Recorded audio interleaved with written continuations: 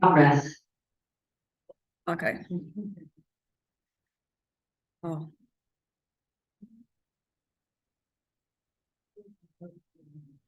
Okay, so today we're starting a new chapter, chapter 15. In the last chapter, number 14, we learned how a tzaddik is someone who transformed the bad into good, right? But the Beinoni is going to be constantly fighting, okay? So there's a person, they tell about a person who took his whole life to climb up a mountain, okay? It took him, or years, whatever you want, very, very long time to climb up the mountain. And after many, many years, he finally got to the peak of the mountain. And he gets there, and to his surprise, he discovers a little boy just there. And he's asking him, how did you get there so fast? Like, how did you manage to get here? And this child is answering to him, I was born here. So who do you think has a bigger advantage? The one who was just born all the way on top, or the one who worked hard, climbing to get there? The one who climbed? Oh, you all think the one who climbed? Okay. No. No? Okay, if anyone disagrees on the Zoom, use the chat. Anyways, okay. So usually when people tell the stories, to say like the child was born already like with so many advantages, the child was born like at the peak already. But today we're going to see the advantage of putting in effort, the advantage of investing, okay? Anyway, and it's all the work that we do to get there. So this story is showing us, and it's showing us the topic that we're going to talk about today, the topic of effort, investment, hard work, and we're going to see it according to Torah. A lot of times, even if it's not in the Torah, but in everything, we rather have everything come easy. Like you want to just get it all done in an easy way. You want to achieve things in a peaceful way, rest. Like you just want to get it done and rest. Like just our goal is to finish all the hard stuff and be in a place of resting, be in a place of calmness. Like that's what we want to achieve, right? We wish that everything would come easy without effort. If you look at our whole life, we all can't wait to be in the retirement and not have to work anymore. Oh, we all wish we can just win the lottery so we don't need to work anymore. We just want to enjoy life without working. That's what we want, right? That's what happens. And even spiritually, even on a spiritual level, people rather be in a place where there's no struggles. Like imagine everything would come easy. You just want to do the right thing. Huh? How many times I dreamt of that? I'm like, why I wasn't born? Okay, so today will be a good class for you. Anyway, so we all wish we have a place where we don't have challenges, we don't have temptations, we don't struggle, and where serving Hashem comes very easy. But you know what it says? The Torah says that a human being was born to toil. We were born, like our work in this world. I mean, our goal in this world is to work hard. Okay, and today we're going to learn the value of the effort, especially in the service of God, in the Avodat Hashem. Avodat Hashem means the work, the service of God, like the work of God. Avodat Hashem, the actual word avodah means work. So when we say serving God, we're using the word working God. So it's not something that's like easy. It's supposed to be something that's done with investment. And there's two reasons why a person doesn't put in, like, why a person won't want to put effort in serving God. And we're gonna compare two types of people, and we're gonna see that there's a very special value in the one that actually puts the effort as opposed to the one that has it come easy. So we're gonna see the difference between someone that serves God and someone that's a servant of God. Which one is better? We're gonna see that there's basically the tzaddik and the Beinoni. The tzaddik, it's easy, and the Beinoni is the one that struggles. We're going to see which one is better.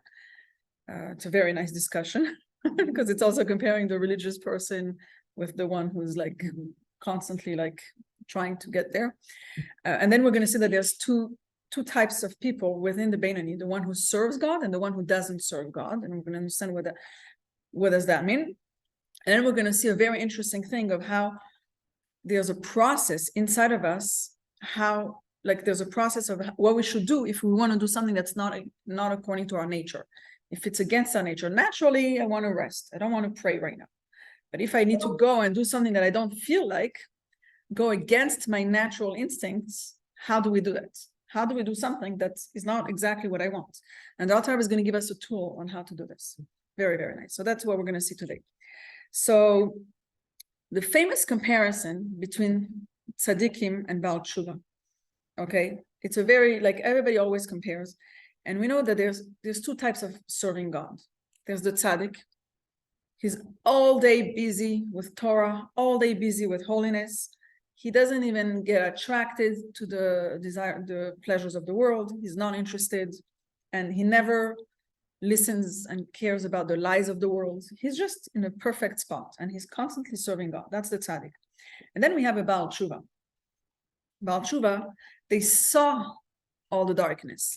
They saw all the pleasures of the world. They were exposed to everything. They saw the enjoyments. They saw all the physical interests. They saw all the lies of the world. And at some point of their life, they chose to leave all this darkness, and they found the light, and they want to start serving God. Okay, so who is at a higher level? A tzaddik or a Baal Tshuva? What does it mean? What does it mean? Higher level. Which one is better? Which one is preferred? Which one is okay, which one do you think is better? It doesn't matter. We're just discussing it. Everybody is great. Everybody's great. But which one do you think is the preferred way? He can appreciate more what he achieved. Because he knows what's good and what's bad and ugly, so he can. So he owns it more also. Yeah. So because the other one. So you all see a certain advantage, an advantage by the Baal Tshuva over the tzaddik. Yeah, you see that clearly. Okay, but there's two sides over here. On one hand, the tzaddik also has an advantage. Okay, his service of God is clean. He never did anything bad in his life. He never experienced anything negative. Okay, and he has a pure and clean connection to God. You love it. I'm sorry, but okay. So there is an advantage of the tzaddik. But now, the Baal Tshuva, he's fighting against the Yetzer Hara. He's putting in effort. There's also the advantage of light over darkness. Like he's bringing a little bit of light and it's pushing away darkness in a very powerful way. We discussed it a few weeks ago. And the sages even say that when there's a place, במקום שבעלי תשובה עומדים, אפילו צדיקים גמורים לא יכולים לעמוד. Where a place where Baal Tshuva are standing, even the tzaddik, the highest level of a tzaddik, the tzaddik gamur, can't be in that place. Like there's a level that they achieve that no one else can. So, but just because they went by a different path. It's a different path, but there's something better about the effort. That's what we're learning about today. Wait till the end. And that's what I want you to actually, because now you love so much the tzaddik and you wish you were a tzaddik. We have here someone who dreams about being a tzaddik and not having struggles. To be the religious Jew. We'll go right there in a second. To have it easy. Okay, but we'll see that in the end of the game. Okay. So today you'll see that we measure things differently, not by what you're doing, but something else. Okay, wait till the end. This is a very interesting class. You'll see. Okay, so by the Baal Tshuva, it doesn't come easy, and it's not self-understood that that's what he should do. Okay, he has other options, and still he's choosing to fight the Yetzer Hara, fight the temptations, and connect to Hashem.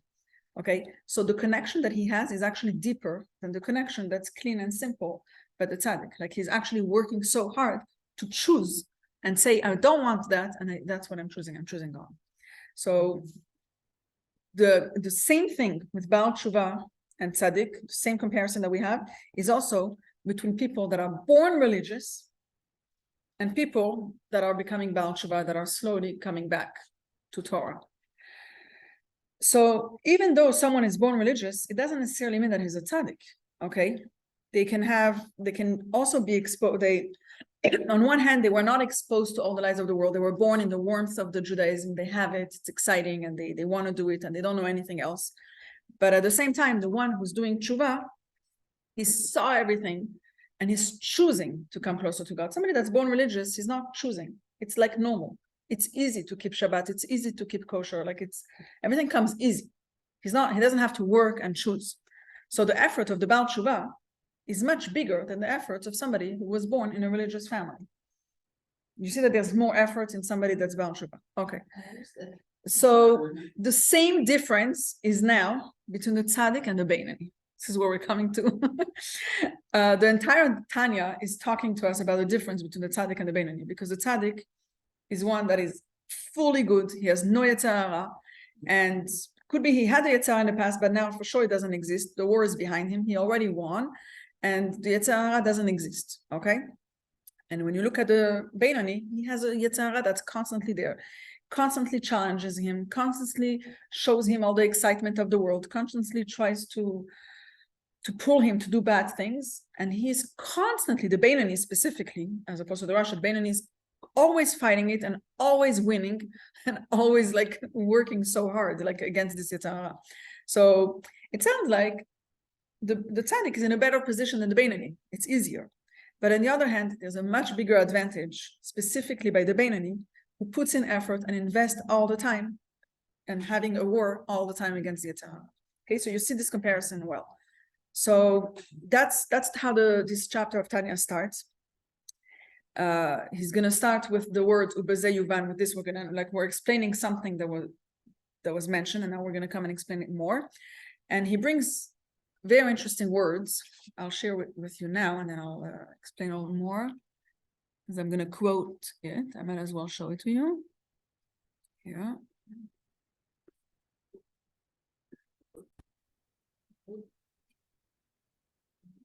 So you see the quote right here. It's from Malachi, from Prophet Malachi. He says, "And you will return and see the difference between the righteous man and the wicked one. You're going to see the difference between the tzaddik and the rasha, and between he who serves God and he who serves him not. Asher lo avado. There's one that serves God and one that doesn't serve God." So based on this, first of all, you see that it looks like a repetition. Like you're going to see the difference between the tzaddik and the rasha, and you're going to see between the one that serves him and doesn't, and the one that doesn't serve him. So it seems that it's repetitive, because a tzaddik serves and a rasha doesn't serve. Why is there double? So what we see here is that, and he's going to explain it much more. He's going to ask the question and he's going to explain more. What we see here is, based on this sentence, there's 4 types of people. There's a tzaddik, there's a rasha, there's one that serves God, and one that doesn't serve God, right? Now, what is the difference between, so we have here the serving God and the not serving God, and the way it's written is very interesting. Like the way they're called, I think it's in the continuation. Yeah, here it is. There's a difference between Oved Elokim and, no, it's not here. Okay. There's 2 types of people. There's an Oved Elokim and there's Eved Elokim. There's one that serves God and there's one that's God's servant. So someone who serves God, it's in the present tense. He's constantly doing it. He's in the middle of fighting the war. He's in the middle of working. Okay. So Oved is like in the present. He's actively doing something. He's actively serving God. When you say Eved Elokim, it means he's a servant of God. It means like it's his title. He already achieved it. He already finished. Now he won the title of being a servant of God. He's constantly serving Hashem, but he's not working. He's a servant. Like he's not constantly trying to get there. So what do we see here? So Oved Elokim, the one who's constantly working, that's obviously the Beinani, right? He has a yetzer hara. He's constantly fighting it. Okay, and that's the true meaning of work. When a person is constantly working, and it's hard, and there's resistance, and is constantly trying to go against this resistance and fight it. That's the Beinani. And when we say that a tzaddik is Eved Hashem, he's not working. He's already a servant. That's a tzaddik. He already finished. He already won the yetzer hara. He already finished, and he got the title. So he's just now, that's his title. He's a servant of God. He's not serving God. He's a servant of God. The Beinoni is constantly serving God. What we see here, very interesting. The sentence that we saw earlier, there's the one that serves and the one that doesn't serve. Where is it? Yeah. Those are basically two types of Beinoni. And that's what we're going to see today. Very interesting. There's going to be two types. We saw already a long time ago that there's two types of tzaddikim. There's the perfect tzaddik and the imperfect tzaddik. And then there's the rasha, that's complete rasha, and rasha that has a little bit of remorse and a little bit of conscience when he does the sin. And now we're going to see that you can have two types of Beinoni. You can have the Beinoni that he doesn't work at it. It's like a religious Jew. And you have the Beinoni who's working constantly and fighting constantly. Okay, that's what we're going to see. Would you want to be, okay, before I go to read the Tanya, let me ask, if I tell you there's a constant serving of Hashem, Oved Elokim, he's constantly serving Hashem, or a servant of Hashem, which one would you rather be? Which one do you think is preferred? One is the path to the other. One is the path to the other? No, because tzaddikim are born tzaddikim. Well, okay. It's an exception, I'm sorry. Very rarely a tzaddik needs to work to finish his Yetzer Hara, to kill his Yetzer Hara. It's different people completely. Yeah. But we're never going to achieve the level of a tzaddik. We're never going to become a servant of Hashem. We're always going to be a worker. And we have to be a worker. And even that, we're not necessarily a worker. We're not necessarily serving. Within the Beinoni, there's the one that serves God and the one that doesn't serve God. We'll look at it more deeper soon, but let me first read this first part of the Tanya. Oh, wait, I don't think I shared it. Wait a second. Okay, so let's just read this first part of the Tanya, and then we'll go further down about the one that serves and the one that doesn't serve. Okay, so here's how the Tanya starts with this sentence. With this distinction in mind, we're going to understand the verse. Okay. You're going to return, you're going to see that there's a difference between the tzaddik and the rasha, and between the one who serves him, who serves God, and the one who doesn't serve God. And then he says there's a difference between he who serves God, Oved, and a righteous man, a tzaddik. Is that he who serves God, written in the present tense, describes one who is still presently laboring in his divine service. This service consists of the struggle against one's evil nature with the aim of overpowering it and banishing it from the small city, okay? He's constantly fighting against the Yetzer Hara, so that it should not vest itself in the organs of the body through evil thought, speech, and action. Doing the battle against his evil nature is the avoda of he who serves God. Somebody who serves God is constantly doing this battle. This constant battle with one's evil nature truly entails much effort, service, and toil.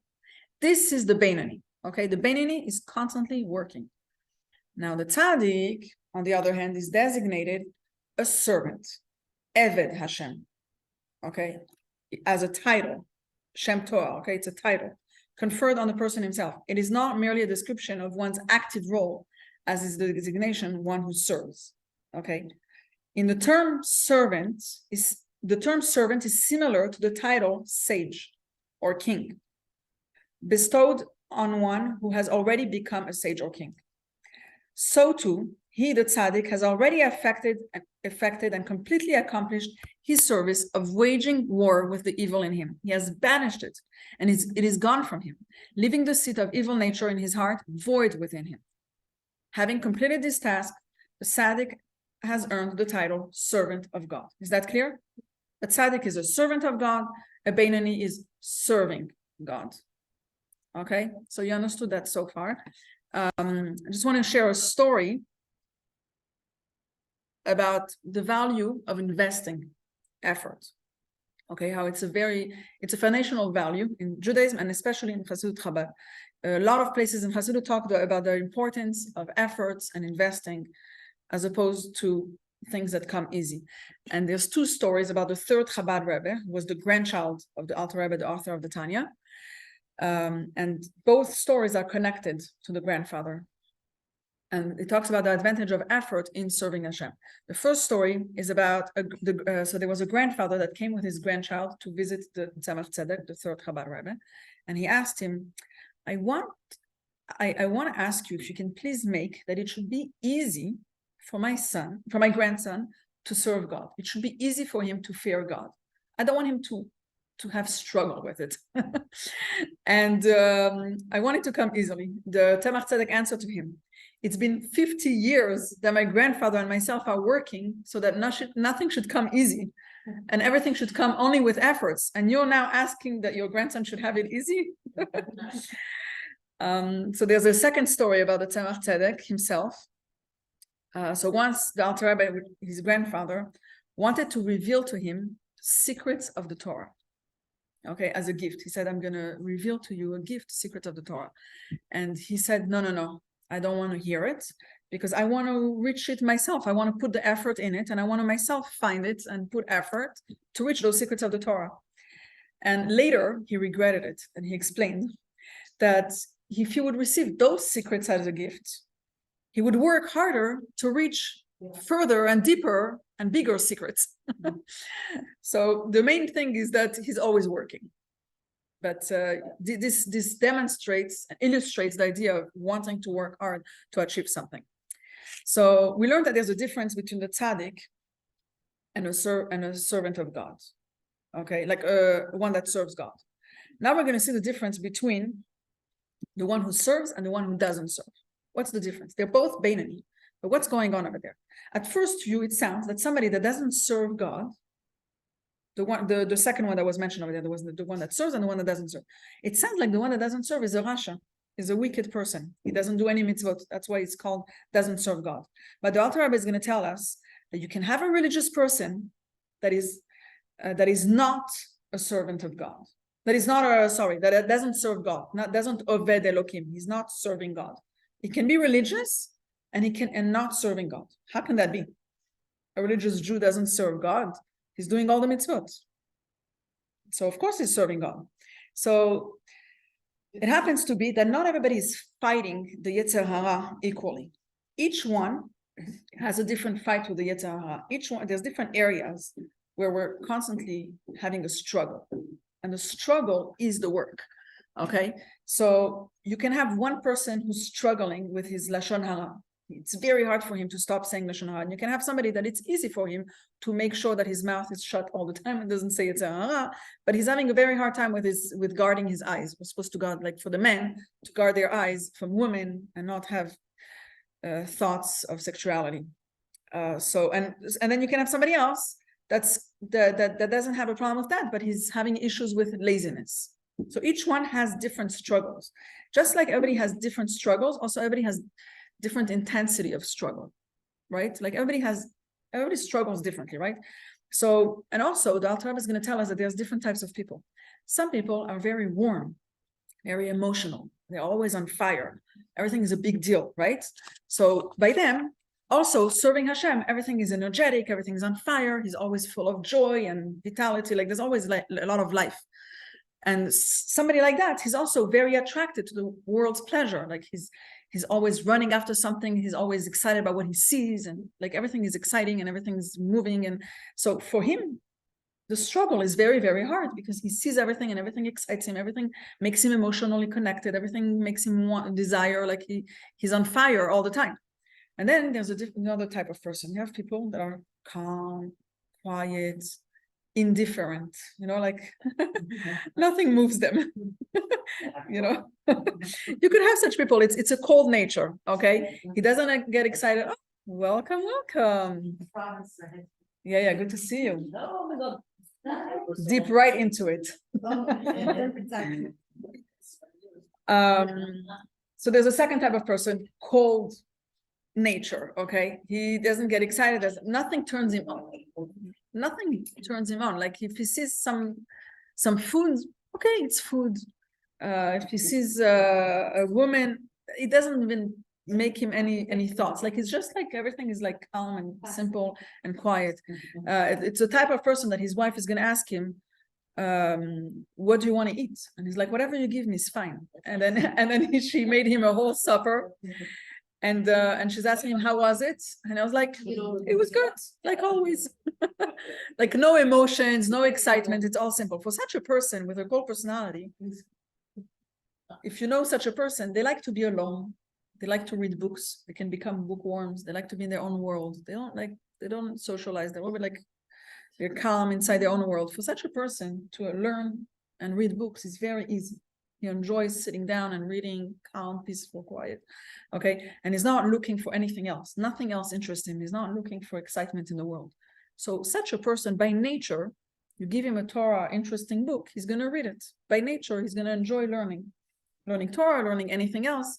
It's easy for him. And if he wants to connect to Hashem, okay, let it be Torah and not something else. But he's not learning Torah because he's so excited about it. He's learning Torah because he's that nature that he's so calm and nothing bothers him that he can read forever.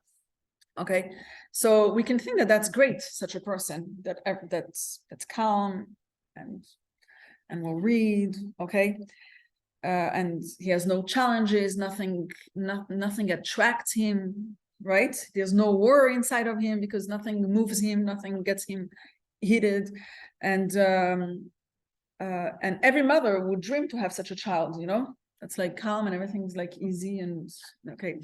But the truth is, listen to this carefully, this person, he has everything except serving God. He's not serving God. If it comes easy and it's like natural, he's not working hard to serve God. He's not fighting a war. That's what's called not serving God. Okay, he does what's comfortable for him. Okay, he does what his nature is. Okay, and he's not doing it because he's loving Hashem and he's so excited and because of his faith. He's doing it because that's easy for him. That's the easiest choice for him, is now to sit down on a couch and read a book. That's the easiest thing for him. You understand? It's like it comes easy. Now, it's only when a person does something against his nature, he does what Hashem wants against his nature, that's when he's starting to serve God. When you go against what's easy, that's serving God. Very interesting. Avraham Avinu loved Hashem. It seemed that everything was so easy for him to do everything that Hashem wants, until he had to sacrifice his son. And when he sacrificed his son, the angel, an angel, I thought I had his name. An angel told Abraham, now I see, like everything he did before, he didn't see it. But after he sacrificed his son, the angel says to him, now I see that you are a God-fearing person. Why now? Because now he went against his nature. Abraham is chesed. Abraham is kindness, love. Take your son and kill him? That's like against his nature. That he did only because Hashem told him. Like that was not something that came easy to him. And that's what showed that work. That he's doing an effort, that he's working, because he went against his nature. Okay.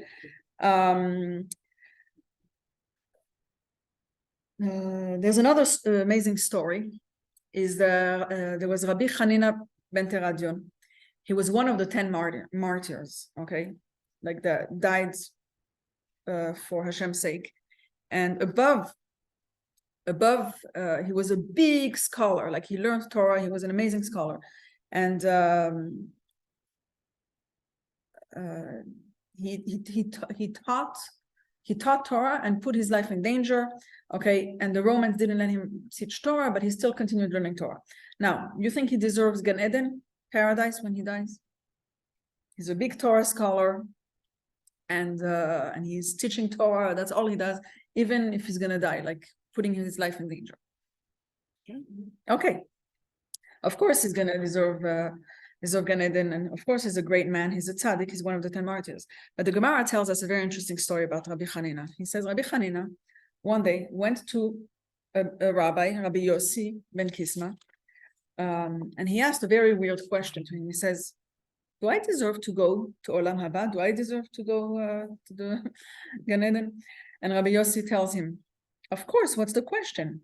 Like, that's what he would have answered, right? Of course, you deserve it. But Rabbi Yossi answered to him something else. He said to him something very weird. He says, did you do something good in your life? And Rabbi Hanina listened to the question and he answered, actually, yeah, it was one Purim. I had money that I was going to give to tzedakah. I put it in my wallet, but then the money of my wallet, my own money, and the money that I was going to give to tzedakah mixed up, and I didn't know how much was for what. So I decided to give everything to tzedakah. So then Rabbi Yossi tells him, okay, if you did that, then you deserve Olam Haba. But and I wish that I should be together with you in the same place in Olam Haba. Now, if you look at this dialogue, if you look at what happened over here on a deeper level based on everything we learned, and the Alter Rebbe explains it in his explanation books. He says there's two types of people. Okay, just like there's the people we said that they're by nature cold, okay, and by nature they are also stingy, they're contracted, like they're like on a low key type of thing, okay. And then there's people that are on fire and they're excited about everything, okay, and they're and they're outgoing, okay. There's two types of people, and the person that's like more serious and calm, okay, for him it's easy to learn Torah. And for the person that's outgoing on this, he's giving tzedakah, that's easy for him, right? But Rabbi Hanina was wondering if the fact that he's studying Torah makes him worthy of going to Olam Haba, if it's something that comes naturally to him. If it's without work, he's learning Torah all day, it's easy for him, that's his style, that's his nature.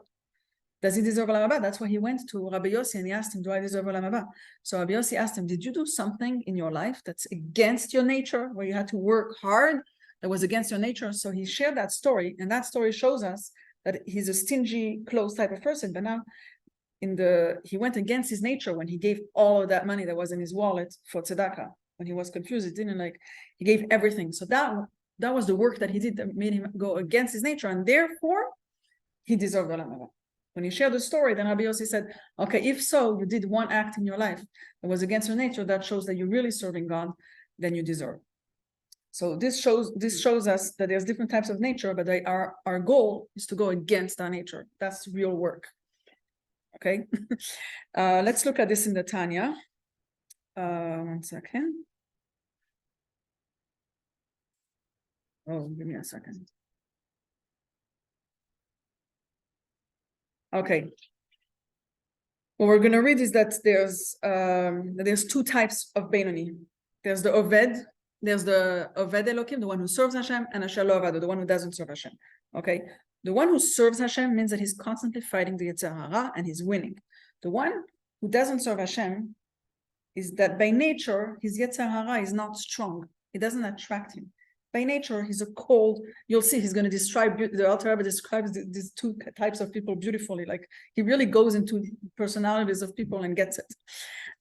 This person, the Yetzer Hara, doesn't attract him, and he likes to learn because he's that type of low-key person. And he's going to call him Marash Chora. It's an expression that we actually even use on a regular rate, like in the Hebrew language. Somebody that's like very low-key and not excited and like, okay. And he's going to say that if it's like that, even though he's at in a higher level than the Beinoni, who does all the mitzvot, this person does all the mitzvot and all the details, he can be a perfect Beinoni because all his actions are great, but he's not going anything against his nature. He is not an Oved Elokim. He's not a servant. He's not serving God. If he's doing everything because that's his nature, then he's not serving God. Okay, so let's look at this in the Tanya.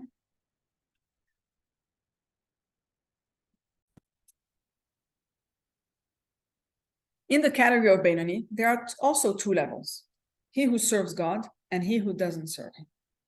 Yet, he who serves him not is not wicked. He's not a Rasha, although he doesn't wage war with his evil nature. For never in his life has he committed even a minor transgression in the realm of negative commandments. He has also fulfilled all the positive commandments which he was able to fulfill, including the precept of Torah study, which is equal to all the other commandments combined. Okay, so this person is a religious person. He's studying Torah all day, and he's not considered a servant of Hashem. To the extent that his mouth never ceases from study, despite the difficulty involved in this. Yet he's still described as one who does not serve God. Why? Because he does not wage any battle against his evil inclination to vanquish it through the aid of the divine light that illuminates the godly soul abiding in the brain, which rolls over the heart, as explained above. That the godly soul and the divine light illuminating it are the Beinoni's answer to his evil inclination. He who serves him not does not struggle with it. For his evil inclination does not oppose him at all in an attempt to deter him from his Torah study and divine service, and thus He need not wage any war against it. So it is, for example, with one who is by nature an assiduous student, like a studious student, okay, due to his stolid temperament. That's where it says one, and who is also free of conflict with sexual desire due to his frigid nature. Okay, he's like a cold nature. And similarly, with other mundane pleasures, he need not exert himself to master a desire for them, for he naturally likes any feeling for enjoyment. Okay, there are such type of people. They don't have desires. They're not excited about anything. They're just cold personalities. For this reason, okay, this is where we're gonna stop now. Okay, so we saw that there are situations where the person doesn't need to do any effort and work in order to win over the Yetzer. Okay, some people, their nature pushes them to do mitzvot and learn Torah by nature. Okay, so what is the advantage of work and investment if by nature it comes easy to this person? Maybe it's better to serve Hashem in an easy way by nature. What's the value of having resistance and a war and then winning over there? Like, what is the advantage of having a war and putting in effort? That's the point of the lesson. That's where I want you to saying you're gonna see why that's how Hashem wants it to be and what's the advantage over here.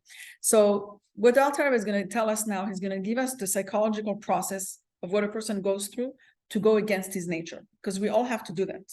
When the nature of a person pulls us in one direction, and Hashem's will pulls us in a different direction. Like, why would I choose Hashem's will? If it's so much easier to listen to my natural will, my natural pull. We're talking about the warm type of people that are constant desires, and it's like very, very hard. What is it in our brain or whatever inside of ourselves that's going to cause us to not listen to our natural will, but to listen to Hashem's will? Why would I? Why would I not do what's easy for me and do something that's against my nature and listen to Hashem? It's very, very hard. Like, we all know it's a crazy struggle, and we struggle all the time with it. So this is how he says to do it. He says it doesn't come with strengthening ourselves. There's an internal process that takes two steps. There's the mind and the emotions. The first thing is in our mind. It all starts in our mind. We need to, in our mind, recognize who Hashem is. We need to understand what Hashem wants, why we want to do His will. Like, everything starts like in trying to understand it and learn about it, and then the mind is going to ask, why are you doing something that you don't enjoy? And then the mind is going to recognize, I want to do it because Hashem wants. That's something, I believe in Hashem. I want to do what Hashem wants. Like, basically, we have to really explain to ourselves in the mind, even if it's not like we don't feel it and we're not there yet, but first it starts in the mind. And we need to understand why I believe in Hashem. I recognize that Hashem exists, and I understand Hashem's greatness, and therefore I want to do what Hashem wants. Okay? As much as when we put this a lot in our mind, then it's going to generate emotions of love of Hashem. The more we think about how Hashem is big, how Hashem is everything, how Hashem provides for us, and Hashem is everything, it's going to develop emotions of loving Hashem, and then we're going to want to please Hashem. When you love somebody, you want to please Him. We're also going to develop emotions of fear of God. Okay, those are emotions that get developed, but it starts in the brain, in the mind.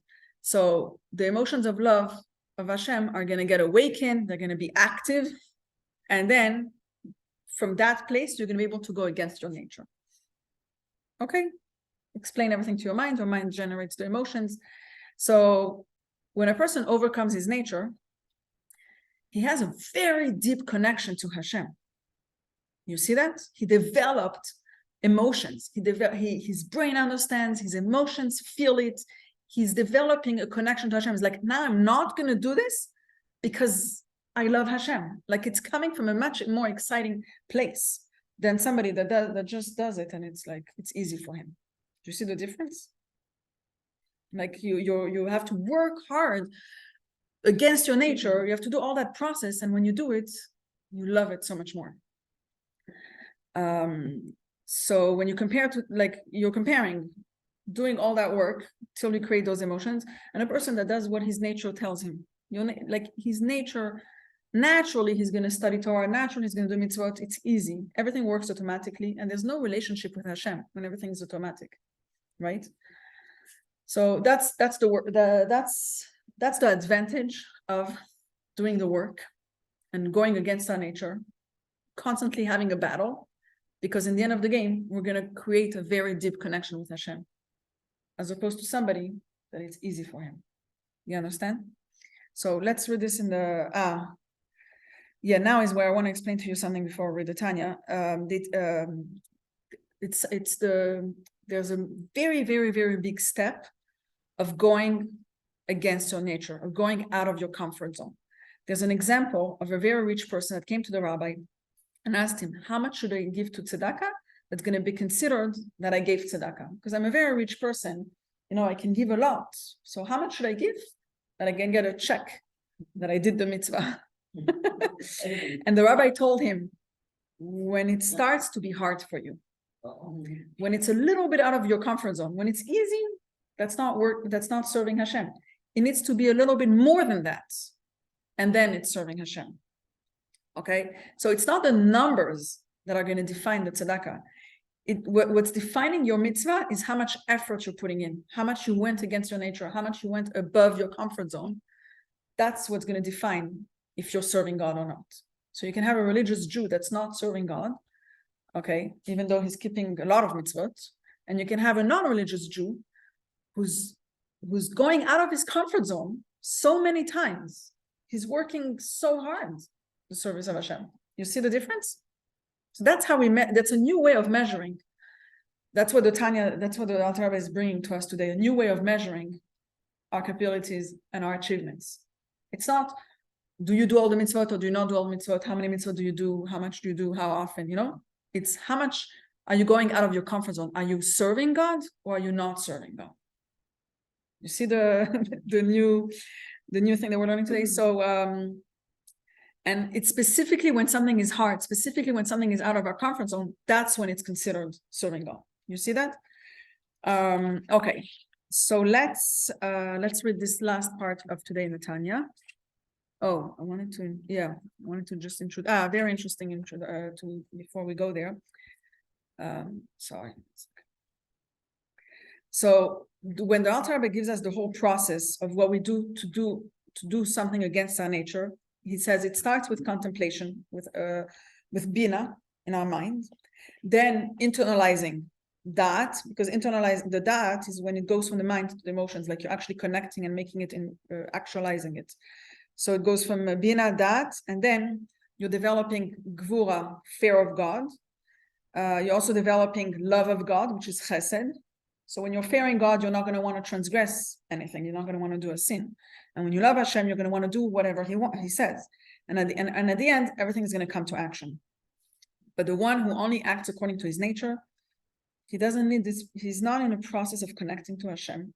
Okay, he's happy to just be a Jew. Okay, and every Jew by nature wants to do Hashem's will. So that's called in the Tanya, it's called ahava mesuteret. Everybody has this hidden love of Hashem, but this will, this love of Hashem is not expressed by a person who does everything by nature. You need to do this extra work, and it's not doing the will of Hashem is not defined as personal work. It's by such a person, by a person that's doing it naturally. Okay, he got it. But at the end of the game, we all have to do personal work. And he says we're all able to do this personal work and this hard work of going against our nature because we received this capability from our forefathers. So let's see this.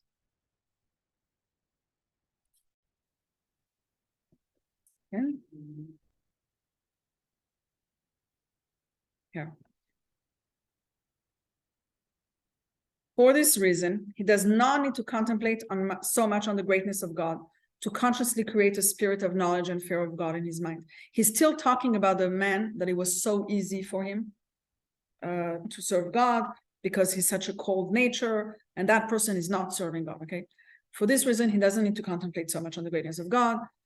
to consciously create a spirit of knowledge and fear of God in his mind in order to guard himself from transgressing any prohibitive commandments. He also need not create a love of God in his heart, which would motivate him to bind himself to him through fulfilling the positive commandments and through Torah study, which equals all the other commandments together. So he's describing this man, the cold nature type of person, but at the same time, he's explaining to us what we need to do. Like the same words are basically telling us what we need to do in order to do something against our nature. The hidden love of God found in the heart of all Jews who are called the lovers of his name is sufficient for him to motivate his fulfilling the commandments, since he is naturally so inclined. This person, it comes naturally to him. Everybody has a place, this ahava mesuteret, this hidden love of Hashem. We all have it. So for some people, it's even more natural. For this reason, this person, okay, that we just described all that, is not considered one who is serving God at all. For this latent love, this love that's hidden, okay, this ahava mesuteret, is not of his making or achievement by any means. It is our inheritance bequeathed by our patriarch for the entire Jewish nation, as will be explained further. Okay, so we'll talk about this. We'll talk about more. We'll continue on this topic more next time. I'll tell you what's going to happen next time. Today, we spoke about the importance of going against our nature. Next time, we're going to talk about how to cope with the war against our habits. Like it's even harder, like how to stop a habit.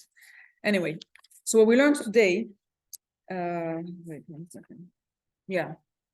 Okay, serving Hashem means it's effort. It's not how much Torah and mitzvot you're doing, it's how much effort you're doing and how much you're going against your nature, out of your comfort zone. Okay, a tzaddik is called Eved Hashem. He's a servant of God. He has a title because he already finished the war and he doesn't need to do any work. A Beinoni fights all the time. That's why he's called Oved. It's in the present tense. He's constantly serving God. If his nature that pushes him to do mitzvot, if it is his nature that pushes him to do mitzvot, someone that by nature is a cold type of person, he has no attractions to the world's pleasure, such a person that has no attractions and by nature he's cold, such a person is not serving God, okay? And that's why there's a huge advantage of the war that's going on within us. There's a struggle that's going on within us, and we have to go against our nature, because when we go against our nature, the system that's gonna, like the process that's gonna make it happen is that we have an internal system of contemplating about Hashem, developing feelings of love and fear of God until we're going to be able to express it in action and win over the Yetzer Hara. And that process is creating an amazing connection to Hashem. That's why it's worth it. If it comes easy, there's no process and there's no deep connection with Hashem. It's not going very far. So we're going to now take away a lesson for the week. There's two things that I want to mention. First of all, in life, nothing comes easy, okay? Like we want things to come easy, and it doesn't, even with serving Hashem. So we're learning today that when something comes easy, that means that it's not serving God. It's not like, it's not worth much. Like it's cute, it's done. At least you didn't transgress it, but we're comparing the Beinoni and the Tzaddik. We're not comparing with the Rasha. The idea is that we need to go out of our comfort zone, and specifically when it's hard for you, that's when you're working. There's value in there. When it's not easy, there's the value. As much as in our mind, we want it to be easy, but there's so much value in it not being easy.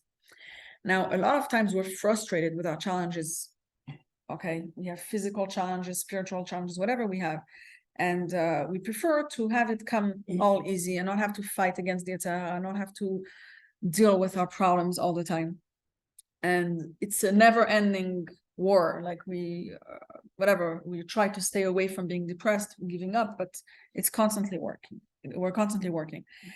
And the Tanya today, what we learned is that there's a value in struggles.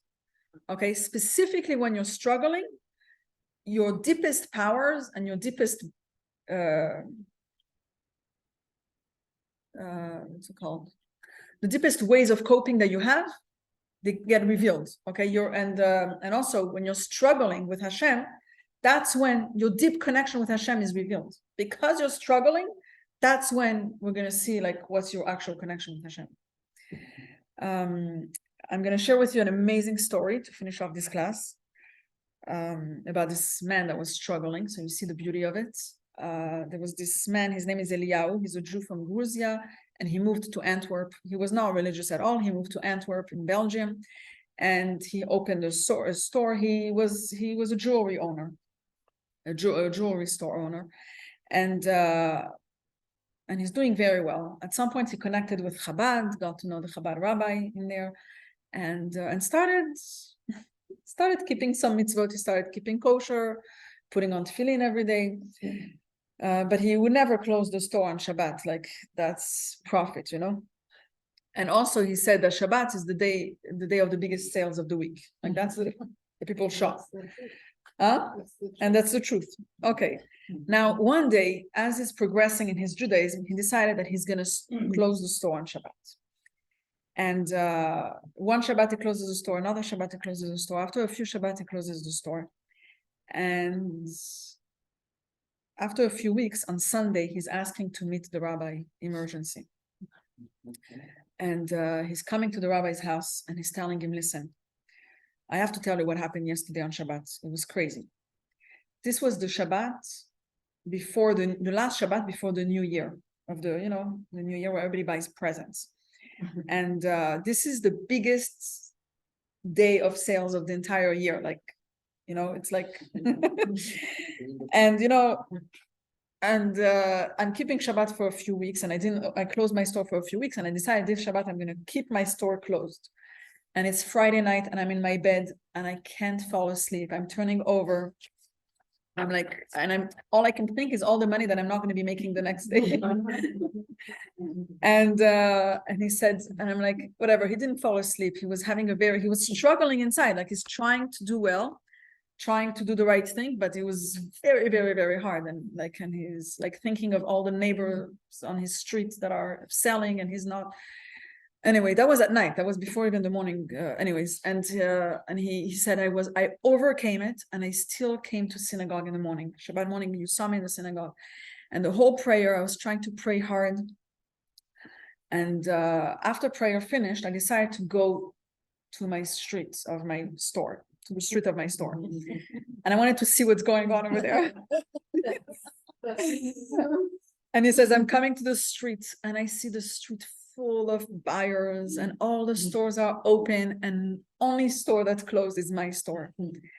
And then I see a friend from the next door store, and he's asking me, what happened? You're not opening? Like, I'm not opening on Shabbat. And he's giving me a look, and he's like, come on, you can give all the Shabbat to God and let him give you one Shabbat. Like, come on, it's the biggest day of the year, like the biggest day of sales. Come on. I'm surprised with you. Like, you're not like even that religious. Like, come on, like, Anyway, and he says, I almost gave in. And at the last moment, I went home, and I was so confused. I went home, and I make kiddush for my wife and my kids, and I have a migraine. I'm going crazy, and all I'm seeing is the bracelets, the necklaces, the earrings, and all this jewelry that are not being sold, and they're just waiting in the store, closed. And I knew I had to do like something. I don't know. I'm like, I wasn't feeling good, and I closed myself up in my room. And here's what I did. I went to my room. I drank half a bottle of drink, and I fell asleep in a deep sleep. And then I woke up after Shabbat. And then he's like, Rabbi, I feel so bad that was my Shabbat, that all I could think of was about the store. And I ended up being drunk and sleeping instead of like having a normal Shabbat. Like, it wasn't like, it's not the type of Shabbat that I wanted to have. I wanted to have like a normal Shabbat where I enjoy it, and I connect to Hashem, like, and I'm happy to do this. It wasn't like that at all. So I'm asking for a tikkun. That's what he's asking. He's like, he felt bad that he didn't have a very nice Shabbat, that he was like, that he made himself drunk and he was like all lost and all over the place. And the rabbi has tears. He's looking at the rabbi, and the rabbi has tears in his eyes. And they both started crying. We're both crying. And this man thinks like, is this so bad? Like, you can't even give me a tikkun. Like, I did such a bad thing. And the rabbi says, I'm not crying over your sin. It's the opposite. I'm crying from jealousy. I see your Shabbat and I'm comparing it to mine. I got up in the morning. This is the rabbi's Shabbat. I got up in the morning. I went to mikvah. I went to synagogue. I prayed calmly. Nothing disturbed my peacefulness of my Shabbat. There was nothing going on inside of me burning. I went home for a Shabbat meal. I enjoyed fish. I enjoyed the meat. I sang song. I completely enjoyed my Shabbat. So what did Shabbat give me? Very nice. It's very, very clear. But did I give anything for Shabbat? Did I sacrifice anything for Shabbat? Nothing. But your Shabbat, when you used to open your store every Shabbat for many, many years, and now you didn't. And here you see all the stores full of customers, and you're debating, and you still stood strong, and you had such temptations, and you worked so hard. Do you have an idea of how much pleasure your Shabbat gave to God? Like your Shabbat? Do you understand why I'm so jealous of you? So that's when it's really work, serving God, when it's like out of our comfort zone, like something. So I wish all of us to appreciate our struggles and work on them and reach that level of connection with Hashem. That's really our goal, right? Okay, 1 second. Let me